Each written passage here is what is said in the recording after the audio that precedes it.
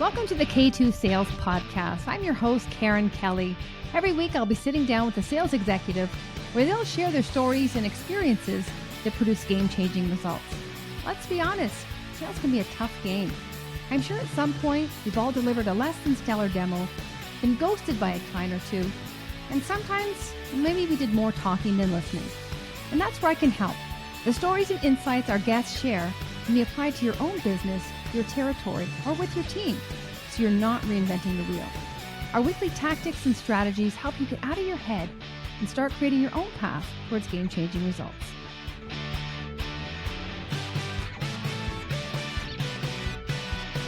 Welcome back to the K2 Sales Podcast. I'm your host, Karen Kelly. Now, oftentimes in sales, we wonder, why the deal's stalling, why we're not progressing. And, a lot of times it really does come down to the language you're using. And, you will be directed to the person or the title based on the language you're using. So if you're talking features and benefits, that's going to go to the user level. If you want to talk about strategic initiatives, timelines, ROI, those are what are important to the executives. So language is very important. I had the pleasure of sitting down and speaking with the CEO of M3, the author of books such as Outbounding, Proactive Selling, Proactive Sales Management, and the one that we're going to talk about today is Selling Above and Below the Line. And I had the pleasure of speaking with Skip Miller. And just want to give a kudos to Jason Bay, who, while I was on his podcast, he brought Skip Miller's book to my attention. So as a result of that, I bought the book, I read the book, and I reached out to Skip to have a conversation. And the reason I did that is because even though I've been in sales for quite a while, there's always new lessons and new awarenesses that I can gain. But I just see this so often that I thought we need to do something. We need to get his message out there or reinforce it. And really, it's using the language. If you're using user language, and you're talking to the user, that's great. But it's never just the user that's making that decision. So he has a framework here that he talks about in the book, and it's really the various stages of the sales process. But he says at stage 2 is when you're educating. And at this point, you have the user level, but you also have the executive or the C-suite. And if we don't split our message here, so what he means by this is share your value prop at the user level, but also you have to share it at the executive level. And what happens when you don't, and I've seen this many, many times, and it's happened to me very early in my career as well, is that you advance through the process. And then at the last stage, you realize, oh, wait, we didn't engage the C-suite. And you're hoping, maybe the user did, or maybe they'll somehow approve this, but it's too late. The other thing that happens is you're sharing the value prop of the user, so the features and benefits, with the C-suite.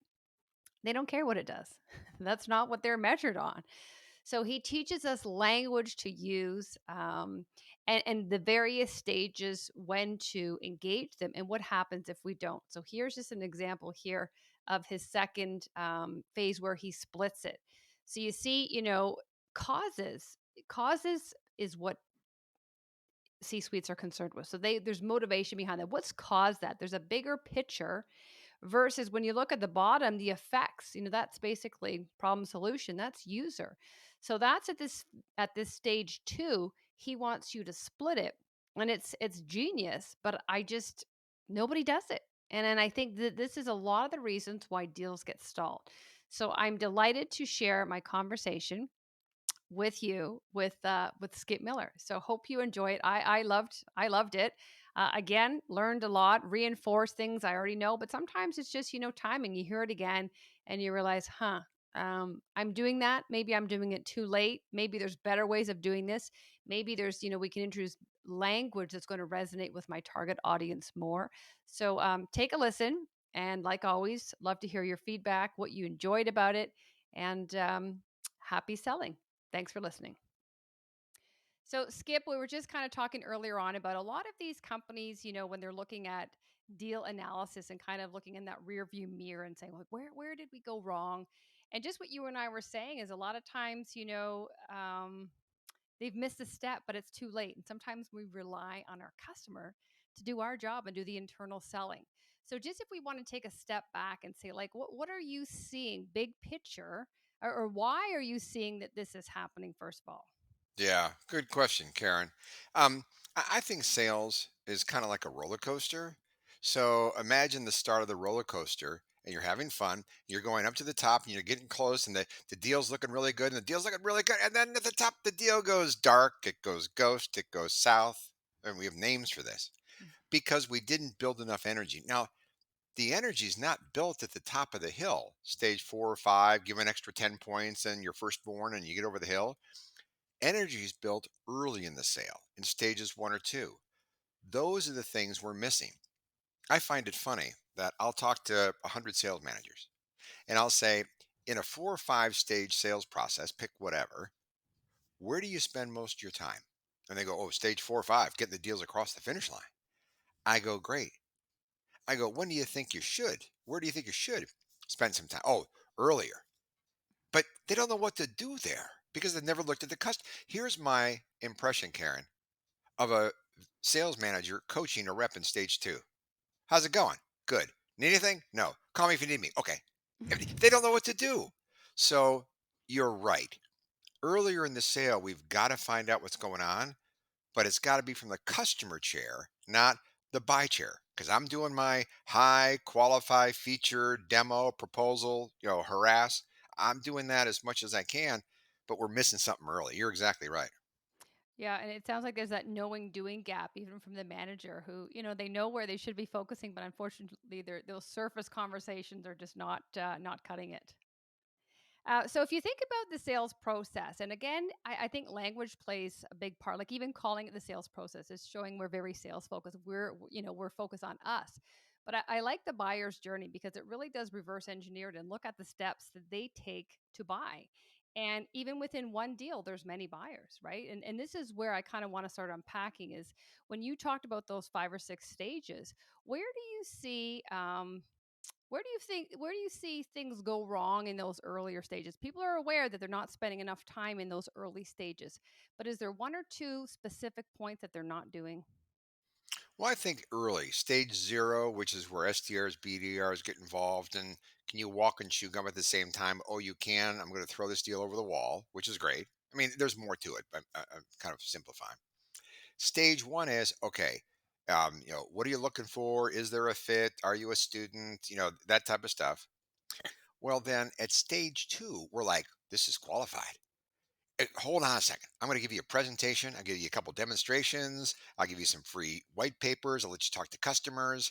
And that's all good. But we've divided up the world into above the line and below the line, two different buyers. I am on a mission to destroy the term decision maker because I think there's two. I think there's one below the line, fit, function, functionality, technical relevance, and one above the line. I got a $20 million problem. If you guys can make a dent in my $20 million problem this quarter, do you really think I care if you're 15 grand or 17.5? Really? Let's go. One of my favorite phrases is below the line people typically look at a calendar. Okay, this is our sale, our buy process. We're going to take 4 or 5 weeks and we're going to look at 3 vendors, put them all through the thing. Above the line buyers are looking at their watch. I mean, if I got a $20 million problem, I'm not letting Bob, my below the line guy, take 6 weeks to pick a freaking vendor. I'm like, Bob, speed it up. I'll give you a week. Pick a printer. I don't care if it's a brother, a Canon. I don't care. I got a $20 million problem, and this is a piece. It's not going to solve the whole thing, but it's a piece. So way too often, we don't understand what we call the split.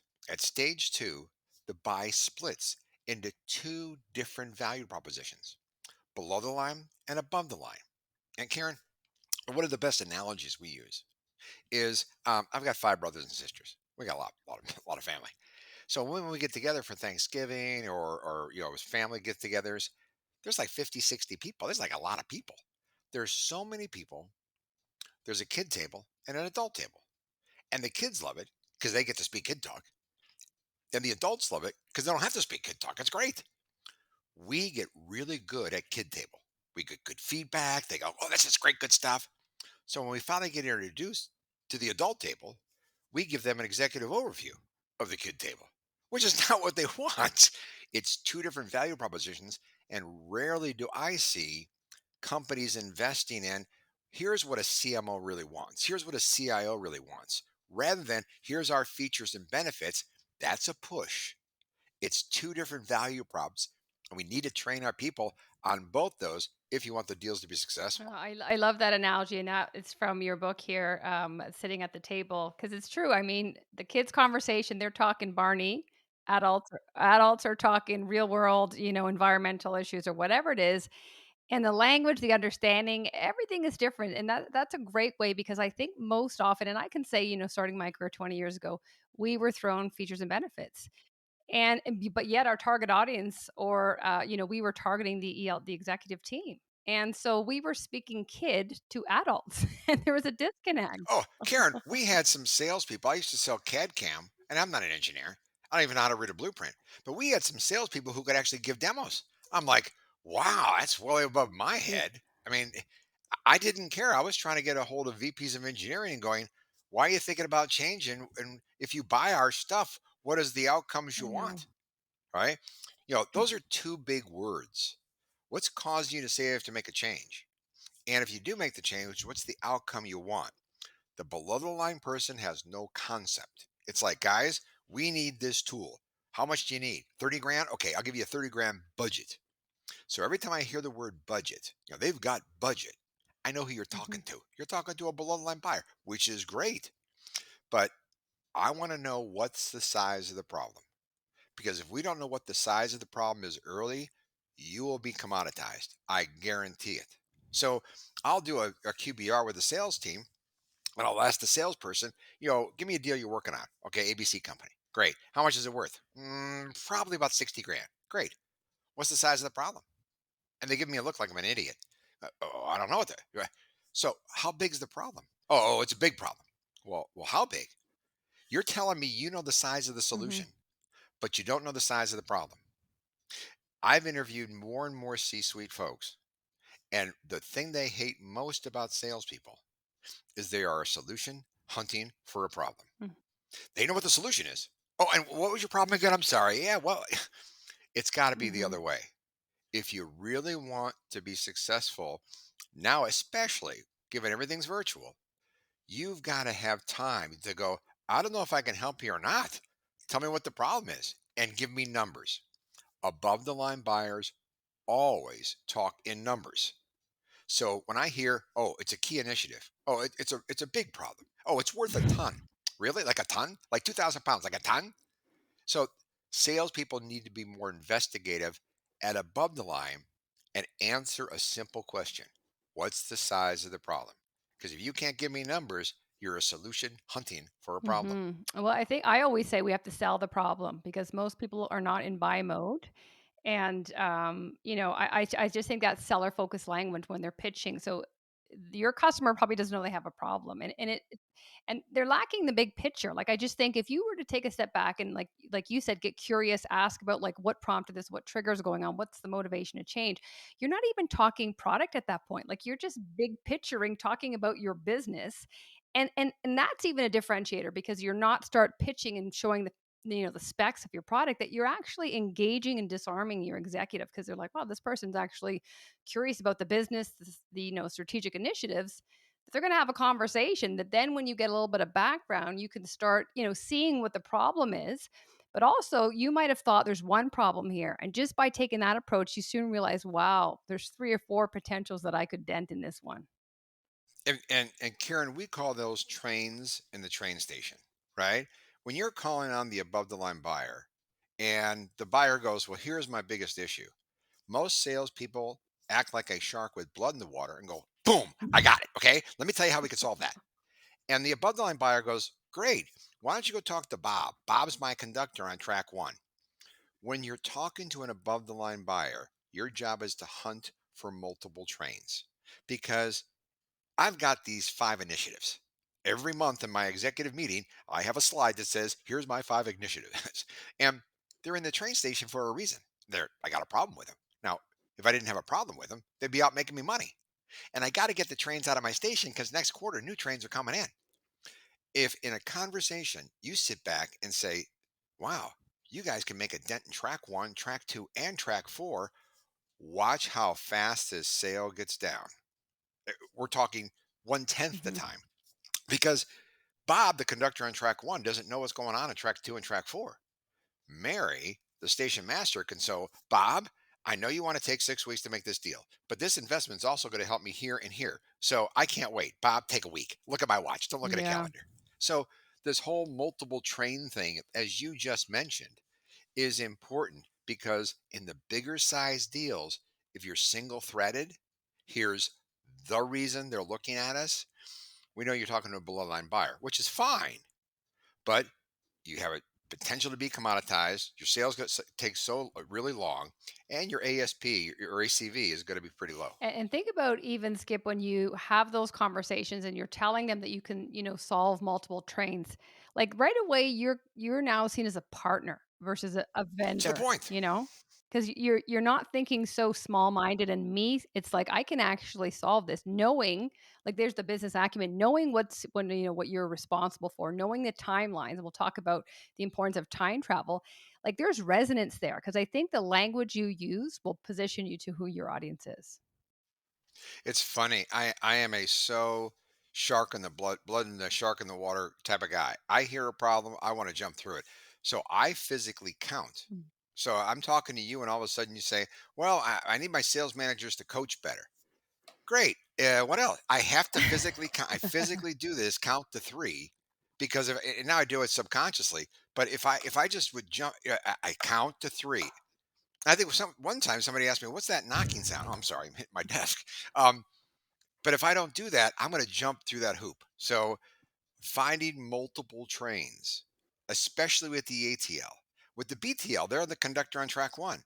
Their multiple trains are probably more features and functions and add-ons and stuff and so on, which is great. But if I'm Mary, the train station master, each train has got a quantified reason that it's in the train station. And your job in sales is to find out what that is and then make a decision if our solution can make a big enough dent. Let's go for it. In some cases, it's not. It's a $5,000 problem and you're a $50,000 Mhm. solution. But most times when you're talking to the above the line buyer, the ATL, oh, you'll be surprised at the size of the problem. Yeah, and like you, we all wanna hit the trigger button and be like, I got it," and it's just getting that impact and getting the underlying emotion behind it. Because I think if you can just get curious and get that, as you said, your three-layer whys, it compresses the sales cycle, and that future state is so much sweeter because 'cause you've elicited a bit of pain and frustration in them. You're kind of painting that current state, and they're like, "Yeah, you know what, you're right, I'm not actually that happy." We worked with a company up in Seattle a couple years ago, and the company called in, and the director of sales enablement, Debbie, right, said, "Skip, okay, you've been recommended. We're looking at a number of vendors." And I said, "I'd love to tell you about me, but what's causing you guys to say you have to make a change? What's the outcome you want?"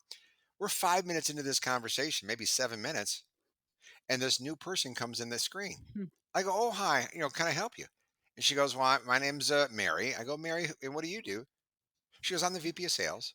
I go, "Great. Would you like me to start over?" She goes, "Oh, no, no. I've been off camera." She goes, "Skip, you're the 12th vendor we've talked to, and you're the first one who asked us questions about us. It got to a point now, after two or three, I'm off camera.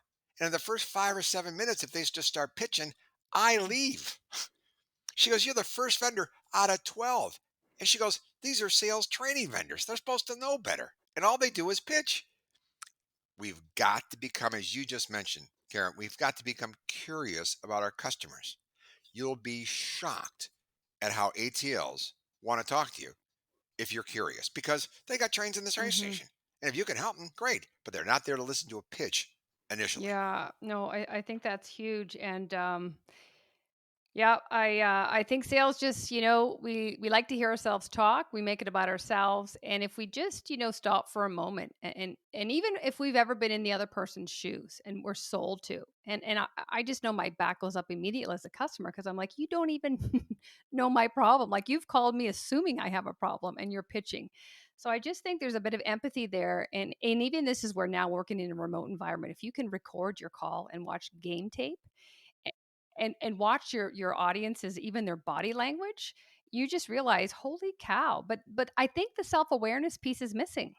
Oh yeah, but you got companies like Gong and Chorus and Outreach and stuff right now who are really helping the sales teams. Look at how many times they say the word "I" and 80/20 talk time for you versus the customer. I mean, so there are some good coaching tools out there that we've got to start incorporating. But even just listen to just record your own Zoom call. I Mhm. I have a quick fun thing. I'll have a sales team. All right, you want me to come help you? I'll be happy to help you and stuff and so on.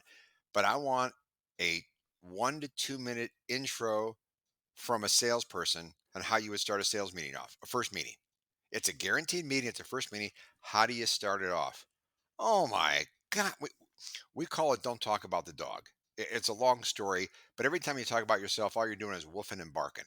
All all these people want to do is quickly let me frame it up for you. 3 minutes later, without even taking a breath, they're still talking about themselves. Woof, woof, bark. It's hysterical, and we've got to get better at that. You're exactly right. So, bringing it back to your stage 2 process and knowing that we have, above the low and below the line buyer, what are your suggestions for, I guess, splitting it and really, even from a timing standpoint, getting the value prop to the appropriate individual? As you well know, right? You read the book. We've got these things called solution boxes, box A and box B. So we typically go after box A, which is to our BTL buyer. I got budget of 30 grand. I want this, this, this. I want a few of these things. If you could throw this in, that'd be great. And that's what we quote. So we love that. And we tend to go towards solution box A.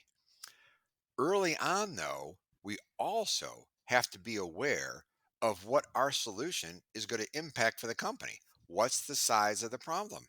And if we don't do that, we will become commodity. You're like a vendor. Put a dollar, get a Coke. You're like vending, right? Quick example. A couple years ago, we started working with a company, $100 million software company. And I had the VP of Worldwide and the VP of North America on a Zoom call. And they go, Skip, we've heard about you and stuff and so on. Just quickly tell us what you do and how much you are and stuff. Kind of frame it up for us. That'd be great. I go, happy to. And this was March. I go, happy to. But quick question. What's the revenue expectations for you guys for this year? And they go, 100 million. I go, great. How you doing on that 100? The one VP looks at the other and they look at me. They look at each other and they look at me. I go, that's the question, isn't it? I go, great. Where do you think you are? And the guy goes, right now we're gunning for 80 million. I go, wow, you got $20 million problem. What do you plan on doing about that?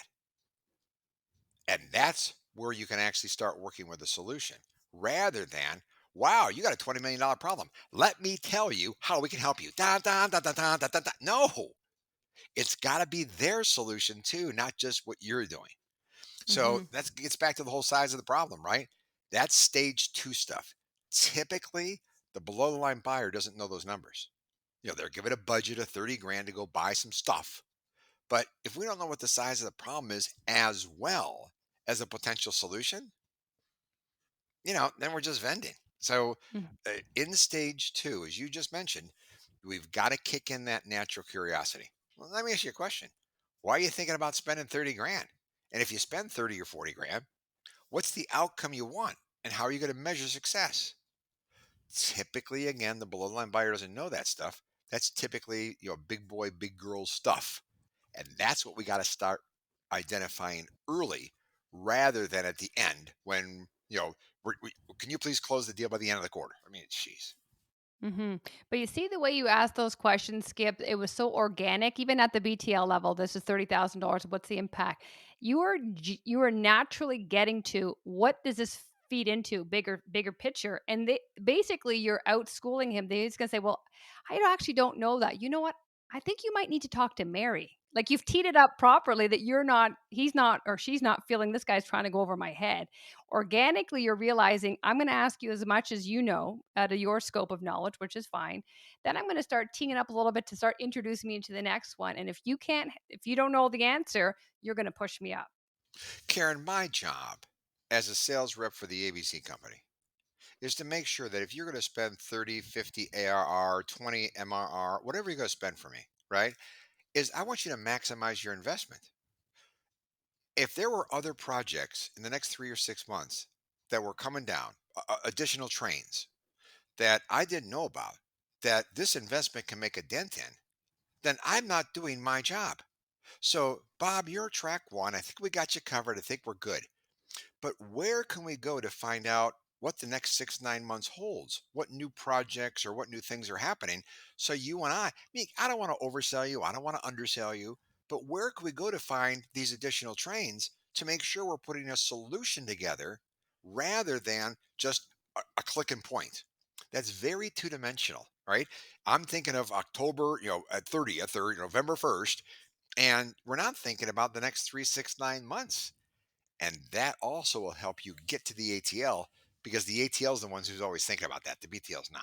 Yeah, and even that timeline, that's definitely their language. But think about, the BTL. Are they even aware? Like what's their understanding? Like at what point are they thinking, I don't know what else is outside of this. Like, do they just think it's their Well, they're on track one. They're the conductor for track one, and it's not their job. Well, maybe just an overview, but it's not their job to know what's on track two, three, or four. That would be the ATL.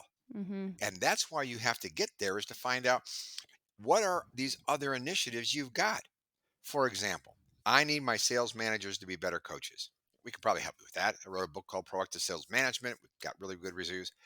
I also need to have my people ramp faster. Well, I'm not a ramping person, but I can probably help you learn. Might be able to help you there. What else? Compensation. Well, I don't do compensation consulting. I can't help you with that. And what else? Oh, calling higher and shortening sales cycles. I probably can help you with that one. Bob, the conductor on track one, is just worried about my sales managers. I got to be better coaches. But if I got to the VP of sales, CRO, CSO, that person can go, wow, I didn't know you guys could make a dent in two or three of my tracks. Your deal will increase in size and it will take less time because energy is at ATL. ATLs will make a decision like that. BTLs take their good old time, as we all know. Yeah, and I love that just what else? What else? I think if you are genuinely coming at it with Here goes my curiosity. tapping. One, two, three. I'm gonna I think I've got that. I can pause now, or sometimes I have to mute myself, but I might start the tapping too.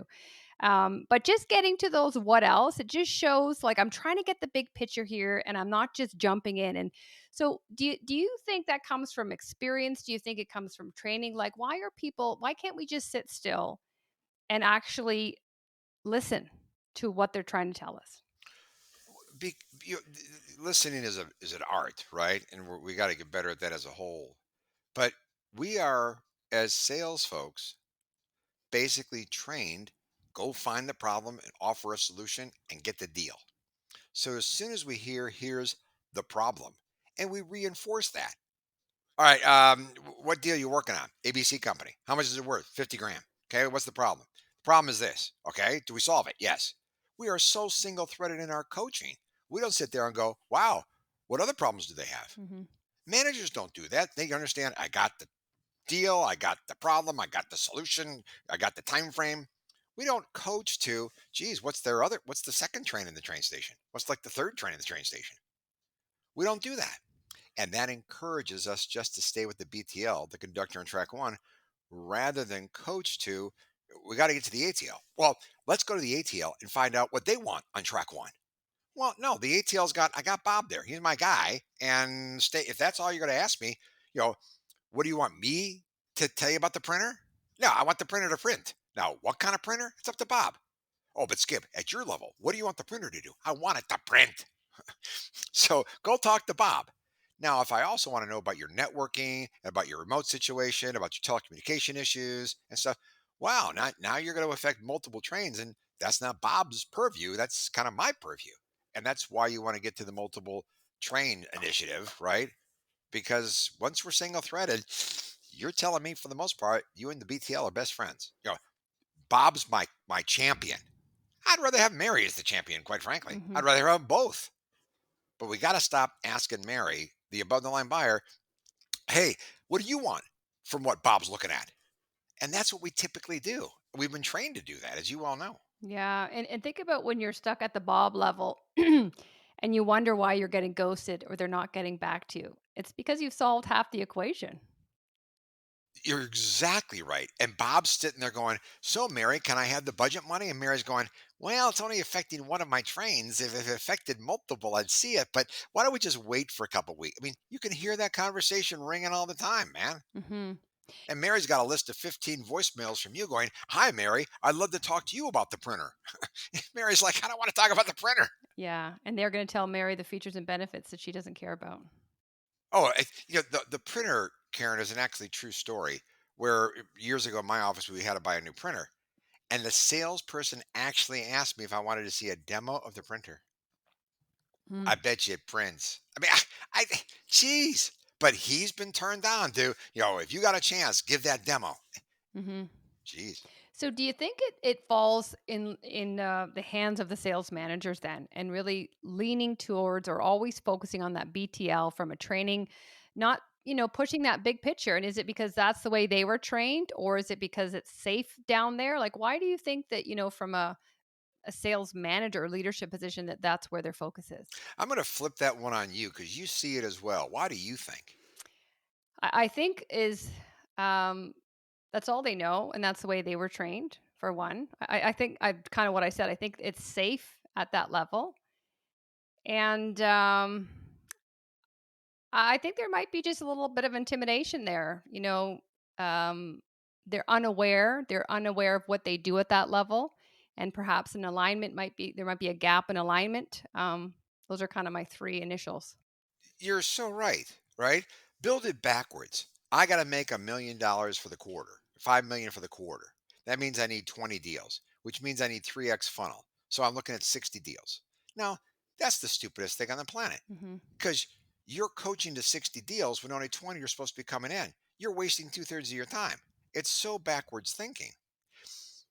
What's the size of the deal? 30 grand. We never ask what the size of the problem is. We don't ask for multiple trains. So, as a good coach, as a manager, they need to sit in the customer chair. You're telling me you got a 50 grand deal here. Great. What's the problem we're solving? We're solving the problem of too much not enough communication.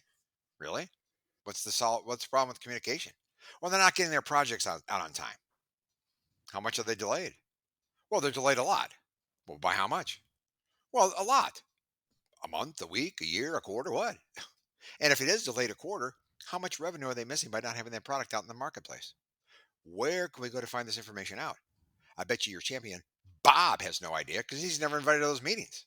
So, good coaching from the sales management perspective, not coaching just to the deal, but taking the chair of the customer is going to help a tremendous amount. And when I go into a sales company, Karen, the first thing I do is interview some of the sales managers because I can tell you right up front, how BTL or ATL BTL focused this company is just by talking to those first line managers. Hmm. And I almost think what I'm hearing there is a framework. If you had some form of a framework, just because the major questions, it's like a puzzle, and it's like you're missing a lot of pieces here. I don't even know if this is a dog or a pig. And I just think, But I know it's coming in by the end of the month for 40 grand. yeah, but it's just like if they had, those until they get more comfortable asking the questions and just stop looking so short focused, like in terms of like what's right in front of me, and just go like, how much moss can this rolling stone gather by me But asking think about questions? Yeah, but think about it. I'm the VP of sales. I've got 10 regional managers, 30, first line managers, and 100 salespeople. I got to make a number for the quarter. Okay, guys, what's the number? So that's going to roll downhill. You're exactly right. So unless the VP is also, guys, if you can't tell me the size of the problem, it doesn't belong on the Mhm. forecast. Or if you can't tell me that it's affecting multiple trains for over 50 grand ARR, don't put it on the frickin' forecast. Yeah. All right. We had a customer that had L1, L2, L3. Every deal was either a L1, that's the simple, they like us. L2 was here's the problem. And L3 deals had a number. Here's the size of the problem. If you had a deal for over 100 grand, it wasn't an L3, it wasn't a lot on the Hmm. forecast. That's really proactive thinking rather than, all right, I got to have 3x funnel, guys. Mm. That means you're coaching to 66% nonsense. That's just got to stop. Yeah, and that's garbage in, garbage out. But when you look at the, the metrics for qualifying deals, there was a company, and if it wasn't multi-threaded, it wasn't counted as an opportunity. So if you could build that into your CRM, the size of the problem and just the questions, have the questions of the EL of the executive, like you're going to start denting it or introducing yourself into that layer. But I just think if you're leaving it up to chance and there's not consistency amongst the team, one person might be doing it, but the rest aren't.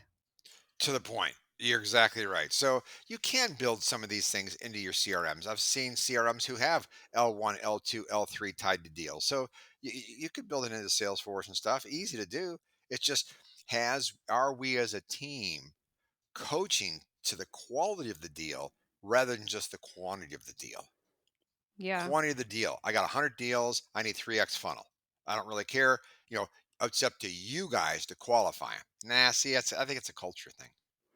Yeah. And I would even back it up and say, are we even coaching?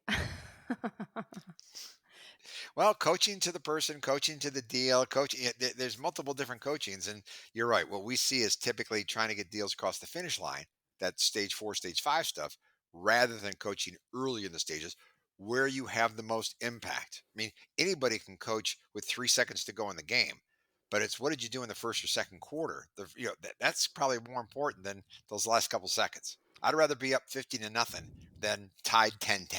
Absolutely. And I look at your when you did in the book, you had your total days from your buyer's journey, and you reversed stage 2 and stage 5 because most people were giving stage 2 2 days, 3 days, and you added 7 days, or you swapped it to 7 days to really, a lot of times I hear we can't close, and I'm like, well, if you can't open, there's no closing because it's not in the closing that you're having the issues. You're exactly right. If you didn't take the time to gather energy, you're not going to get that thing over the roller coaster hill unless here's quick 10 points and my firstborn. If you close by now, I mean, you're going to be commoditized. And anybody can sell a commodity. I mean, it doesn't take any special training.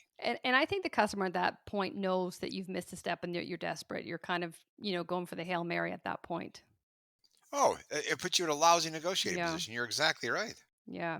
So what would you say, Skip, for those people who, this might be new for them and they're thinking, well, I usually go at stage 2 in that educate discovery. I'm talking BTL language. And I moved on to step 3 or 4. And then I realized, oh no, I gotta engage No! Mary. Mary's off my radar. So how do they backpedal, or what do you suggest they do? Because I can tell you a lot of people have done this and are continuing to do it. There's three words you need to master. Number one, cause. What's causing you guys to make a change? What's causing you guys to say what we're doing right now is not working?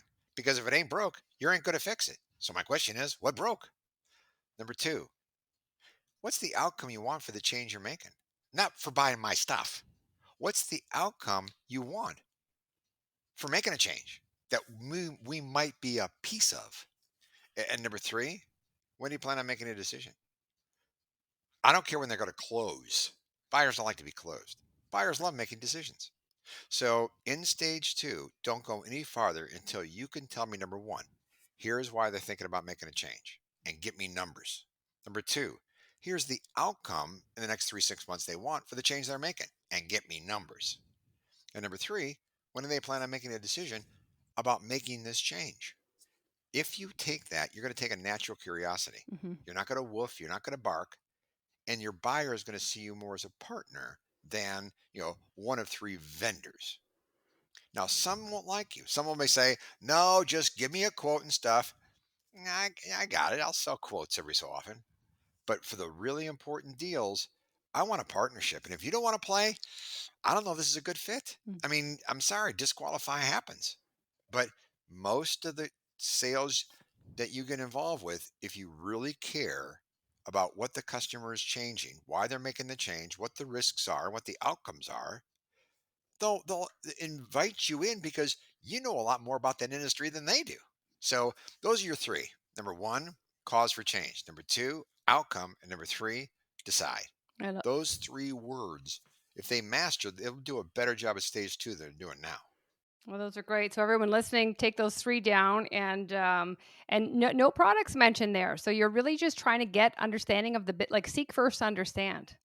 Yeah. And I find it funny. Well, why would they talk to me if I don't have a product? Anybody can ask them these questions. Yeah, but they don't. Nobody does. So this gives you a competitive advantage because, and if you're doing it to trick the customer, "Oh, I'm going to ask these questions and then pitch my stuff. You're probably in the wrong business. Yeah. Well, it just, there's an authenticity piece too there, and if you're not doing it for the right reason, you continue to give us a bad name, which isn't good. You're exactly right. But I just think when you can do that, you're definitely disarming them because, as you mentioned, they're waiting for the pitch. But I think then it's almost, they're leaning in, and it's like they're gonna start asking, like, "How could you help me?" Like, there's curiosity from their lens too because of the approach you took. It's like now they're coming towards you to say, "Well, how do you think you can help us? Because you didn't give it all up front." So the point, I mean, isn't that what our job is supposed to do in selling solutions? Sometimes we have the solution, sometimes we don't. But, if I'm a plumber and you need an electrician, Mhm. I'll recommend an electrician. And you're going to be so happy when you do need a plumber that you'll probably call me back. So what I mean, stop thinking you're always the answer, man. So why do you also think then we have a bit of a scarcity mindset there in that we have to be, we can solve it right away? Like, my question is, I'm not sure I can help you. Like, I need to understand the size of the problem. Like, why are you changing? Is this worth changing? All these things that why do you think people are so desperate to is it just lack of pipeline, or just that they need to pitch right away at any cost? Like, even if they're looking for an electrician, they're like, "Well, I probably could do that even though I'm a plumber." Right. Exactly right. Um, I think a lot of it is a lack of pipeline, right? Hey, this deal's better than nothing. Mm. Well, no, nothing's better. Well, then I don't have enough of my funnel. And if I don't have enough of my funnel, then I'm not going to make my quota. And if I don't make my quota, I'm going to get fired. If I get fired, I don't have any money. I'll have to sell my house and I'll have to sell my dog. And this whole fear thing kicks in. An hour a day. I just wrote a book called Outbounding. Last November, October it came out, right? I didn't want to write a book on outbounding, but everybody kind of shamed me into it. So I did a lot of research, interviewed a lot of good companies who do it well, great AEs. They have SDRs, they've got, marketing leads and stuff. Great AEs spend an hour a day focusing on key initiatives, key target customers, key target names, and the really good ones spend an hour a day. Big whoop. But they're the ones who have a full funnel. And because of that full funnel, at the ATL level, at the I don't know if I can help you or not. I'd love to talk to you for 15 minutes and just really understand what your initiatives are and why they're in the train station. You'll never go hungry. You won't have a bad funnel, and therefore you won't do all these knee jerk and panics. So I think you're right. Some of that pipeline thing is an initiative, and because all we want to do is bitch about how we're not getting good leads. Well, go find them yourself. And one of the reasons I wrote Outbounding was I was talking to a pretty good AE. I go, "How's the year look?" He goes, "I probably got about 90% for the year." I go, "How are you going to get the other 10%?"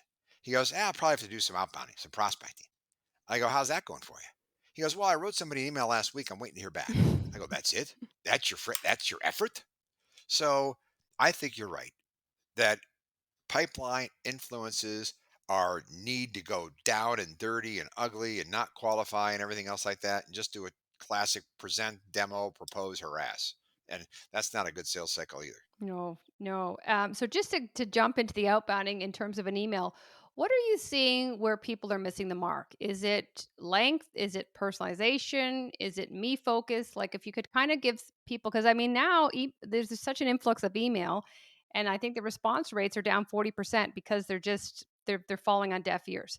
So what are you seeing, and what could you kind of give two or three based on outbounding? Could you give two or three suggestions for our audience to kind of what they The do? research is so incredibly dominant on this, what works and what not. We've got a pretty good relationship with Outreach and, and HubSpot and stuff. So we've seen a lot of good stuff out there. Um, Two quick pointers. Number one, 120 words max. Mhm. 120 words max. Stop writing novels. Hint number two, 70% of emails are opened up on mobile devices. So why not write your email on your mobile device? It'll come to me in a great form factor. It'll actually be less than one swipe, which is less than 120 words. And I'll probably read it and it'll look better on my phone than that novel you wrote on your laptop. That when I get it on my phone and I take a look at it, it's like, whoa, that's like a lot of text. I'm not even going to read that. And please, oh, please stop with the hi. My name is what I want to do. I'd like to help. You don't even know what I do and you're telling me you can help me. Really? Wow. So, number one, 120 words, write it on your own phone so you're in the right form factor. And number two, stop with the, hi, my name is, I'd like to help. What we do. No, stop. Start talking about my favorite topic right up front, which would be me. And it could be my name, it could be my title, it could be my industry, it could be my geography. It doesn't have to be John Smith or whatever else like that. Hey, you know, CSOs in the Pacific Northwest are really, I'm a CSO and I'm in the Pacific Northwest. So at least there's some rapport things. Of course, the big thing is, hi, John Smith told me to call you. You know John, I know John. I have a quick question. My question, Karen, in the last 12 months, you run a business. How many new clients have you brought on? Two, three, 10? Give me a number. Are you asking me actually? Okay. 20. Once the 20 customers said, hey, we'd love to do work with you, did you write a thank you note? And did you actually write a thank you note asking for a referral? John, I want to let you know I really look forward to our engagement together. This has been really great. You guys have been really great to work with. I'm looking forward to this. By the way, if you know anybody who could use our stuff, could you please forward this email on? Nobody's going to give you up a name. They will forward an email. And people love getting thank you Mhm. notes. So if you just closed the ABC company, why don't you write them a thank you note? Everyone individually. It could be the same text. Thank you very much. You guys have been great. If you know anybody, so here we go for that hour a day thing. It doesn't have to be cold calling. It could be leveraging off of people who just said they like you. And they know people who have problems Mhm. too. I mean, it's a years ago we were doing work with WebEx. Sent a thank you note to like 5, 6 people at WebEx. A week later, the VP of sales from Tableau called. Hi, I heard you did some work with WebEx. Thank you. And Tableau ended up being one of our biggest accounts the Mhm. last couple of years. So what goes around comes around. Those are some hints from outbounding that might be able to be helpful. Yeah, they are, and I just think of that keep it simple principle. Like, I think people overthink it, and even just the way you said it, like in real life, I would say, "Skip, thanks." Like I would thank you for whatever you did, and I wouldn't go on and on. And I just think, why do we over engineer it, try to make it bigger, try to throw in an ask? Like, why can't we just be like we are in real Right. life? And now you're mad. And now you're mad. You didn't send these 20 people a thank you note asking for a referral, aren't you? Yeah. It's like, it's so simple. It's such a simple idea. Why didn't you do it? And it's hard to say no to somebody who you know. Like when you have that common ground, you're like, of course I'm gonna answer at least. I'm gonna get back to you. And the excitement of them signing the deal with you. 3 months later, you're like an old friend. They know you, whatever. But that initial upfront, they're excited. Mhm. They're really, that's the time to actually use thank you notes, not 3 months down the road. Well, now I've earned the right to say, give me a referral. No, do it when the energy on their side is high, not on your side. I think that's where people go wrong. I think they wait till that emotion is dropped, and it's like, as you said, you got to hit it when it's high. Now you're old news. Yeah, no. Yeah. Speaking about energy, this is kind of on the topic, but I think about when you think about fear coming from the rep standpoint, and when we're trying to prospect, a lot of people are prospecting into benefits, and this is going to be great. But people usually there's a people what is it? There's an avoidance of pain, so people want to move closer to pain. So, what are your thoughts in just introducing that and really highlighting risk and challenge versus all the greatness and benefits? You've Uh, read my book. Holy smokes, you've got the words down and stuff. I have. Yeah. Without a doubt, right? The only thing that's going to make me make a change is I got a problem, right? Hi, if you read my books, you could be 110% of your number. If you read my books, you won't be 90% of my number. Oh, I'd love to be 110, but I don't want to be 90. Look at all the energy there is for being that away from pain versus towards pleasure. Maslow, Marston, all the boys and girls, pain and pleasure, two big motivators. But our typical prospecting email is, hi, we can help you maximize, increase, and improve. Good for you. The day I want to maximize, increase, and improve, I'll call you. We got to stay focused a little bit more from the, what are your challenges, issues, concerns, and help problem solve rather than boastfully say, we're number one in the Gartner quadrant, we're super, we're great, we're on the Forrester wave. I mean, I got it. But that's all about you. Woof bark. When you going to start talking about me? Because I got trains in my train station that are a problem. And I got to get them out of my train station. And if you want to talk about that, happy to. If you want to woof and bark, go talk to Bob. Hmm. And what are your thoughts when you're engaging? A lot of times, again, we have happy ears, we hear things, and we're just like, well, I'll come back and I'll get the proposal and I'll line this up. And we're really not inviting our buyers to do any homework or do anything on their end. And what's the risk of doing that? No sweat equity, man. No sweat equity. If they're not engaged and working with you, I tell people, when you going to have the customer send you the proposal, and they go, no, no, I'm doing the proposal. I go, why? Why isn't the customer doing the proposal? And they look at me like I'm an idiot. No, if the customer's not engaged and willing to help you work on the proposal together, redline it, pick an option, whatever, you're vending again. So no, we judge a lot of deals by homework assignments, by the ability for the customer, and not just busy work. I mean, things you got to have them do, and working on a proposal together. John, I think we got three or four options here. When do you want to have a discussion on these three or four options? Rather than, you know what, I know exactly what you need. I'll send you a proposal. It'll have pictures. It'll be in color. It'll be great. I'll work on the weekend. I'll have it to you on Monday. So as soon as you send's a four-letter word for a reason. As soon as you send that proposal, guess who's got Hmm. control of the sale now? They do, and that's bad. So, what are your suggestions to prevent that? Work with your customer on developing solutions rather than just presenting, sending, giving, hoping, right? So if they don't want to play, that's telling you something.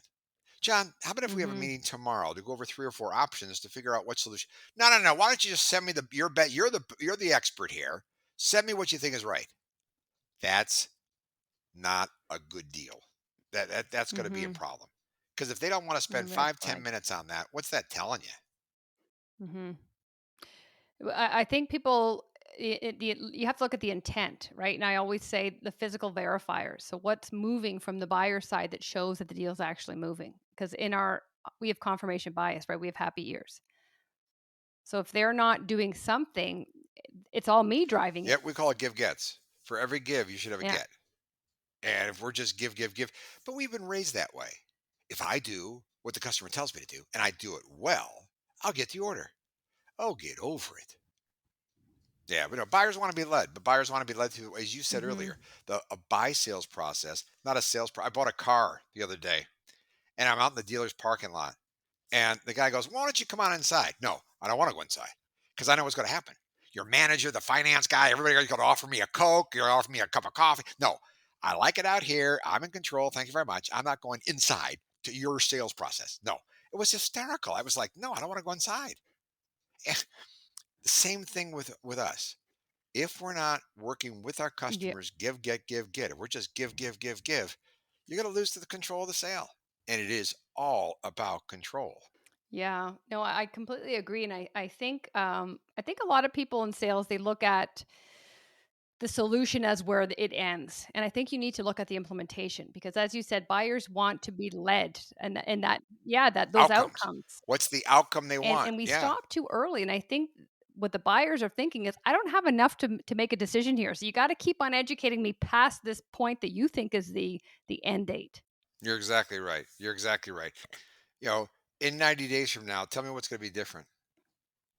The below the line buyer is going to say, you know what, I'll be able to not work on weekends, and I'll be able to, sharpen my resume up, and I'll be able to get projects done 20%.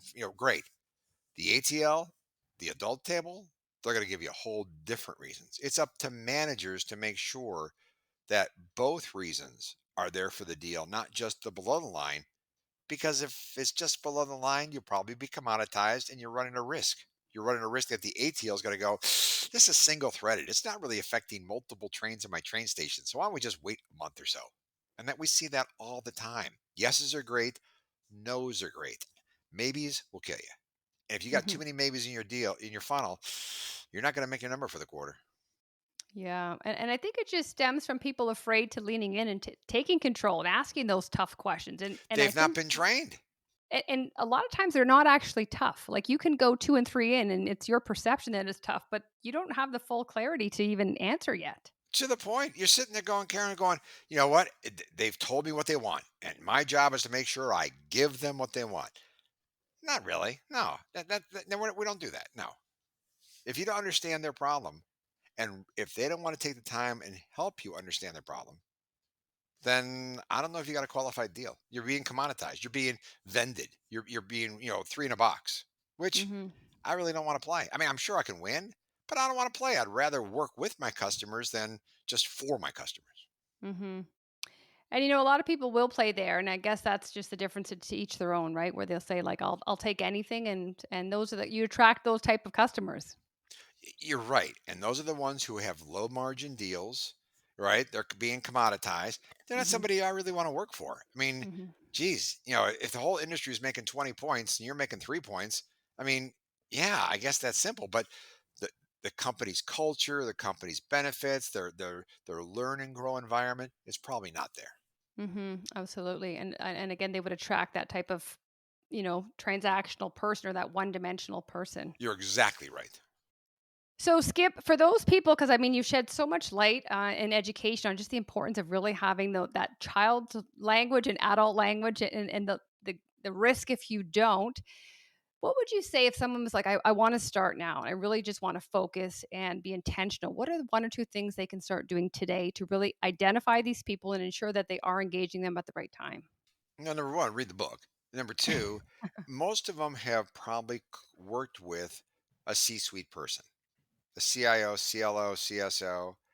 Call them up and say, Mary, hey, 6 months ago you closed a piece of business with us. Thank you. Hope you're all happy.